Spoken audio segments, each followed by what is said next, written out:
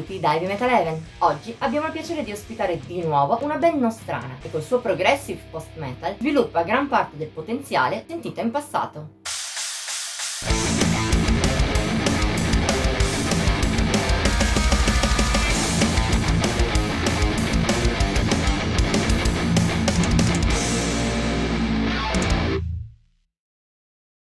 Acerbo, ma buono e promettente. Così a suo tempo avevamo giudicato Lost Signals, l'EP d'esordio per i Ghost on Mars, datato 2019. Da un lato, in effetti, il primo tentativo di questo gruppo nato a Roma quello stesso anno ci era sembrato un filo immaturo, nonché frettoloso. Dall'altro però avevamo già apprezzato la loro bravura e anche la loro originalità. Il loro mix di progressive doom e post-metal, con in più altre piccole venature, ci era piaciuto parecchio. Anche per questo è stato un piacere accogliere Out of Time and Space, primo full length dei Ghost on Mars, una scelta che col senno di poi è stata azzeccata.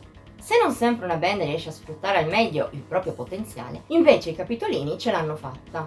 In questo disco la loro abilità si è sviluppata in maniera più consapevole e brillante, confermandosi sotto molti punti di vista, in primis lo stile. Non è cambiato molto rispetto a Lost Signals, seppur col tempo i romani abbiano puntato con più forza sul progressive, sia a livello di strutture sia di atmosfere, a scapito di una componente doom meno spinta che in passato.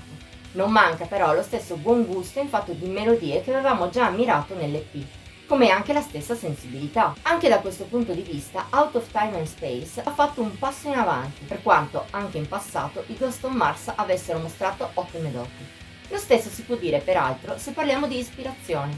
In questo ambito i romani hanno molto da raccontare. I 52 minuti del disco non annoiano quasi mai e dimostrano parecchie idee. Ne si possono sentire per esempio in Beyond the Mist, coraggiosa opener che dura oltre 7 minuti.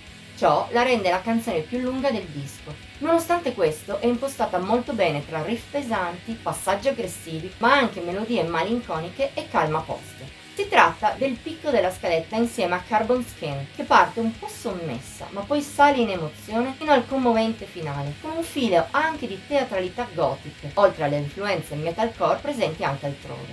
Tuttavia il bello di Out of Time and Space non finisce qui. Possiamo citare per esempio Under a Crescent Moon, più lenta e con toni quasi da ballad, sentimentali in maniera incisiva, o Back to Life, ancora più soffice e molto post-rock. Meritano una menzione anche Lost Signal e That Time I Saw the Moon, pezzi rivisti e riregistrati rispetto all'EP.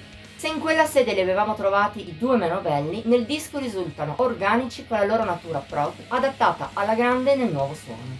Dall'altro lato è vero che non tutto nel disco è altrettanto valido. Se la seconda metà è molto incisiva in totale, la prima, pur presentando i due pezzi migliori, ha per il resto meno che rimanga in mente, quasi che Out of Time and Space sia un disco diesel. Ma anche così è un ottimo diesel. Seppur i Ghost on Mars possono rimare ancora qualcosa e andare persino oltre, questo esordio sulla lunga distanza è già convincente, ben pensato e ottimo. Se ti piacciono progressive e post-metal, non possiamo che raccomandarti un ascolto. Voto di Heavy Metal Heaven 85 su 100.